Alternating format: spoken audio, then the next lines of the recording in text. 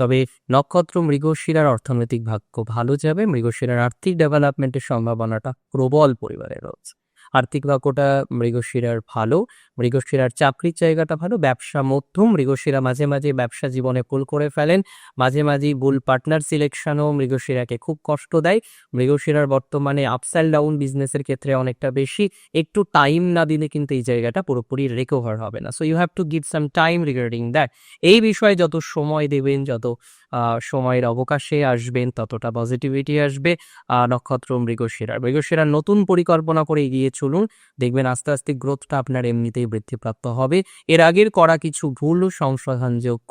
সব ভুল কিন্তু সংশোধন করা যায় না। তবে আপনি যে ভুলগুলো এর আগে করেছেন, তার মধ্যে অনেকগুলোই সংশোধনযোগ্য বলে আমি বিশ্বাস করি।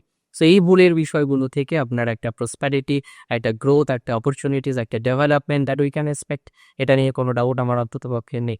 অনেক ভালো থাকতে হবে মৃগশিরাকে। মৃগশিরার পলিটিক্যাল জায়গাটা ভালো। মৃগশিরার হঠাৎ কোনো অর্থপ্রাপ্তির যোগ রয়েছে, বাট আমি লটারি কাটতে বলছি না।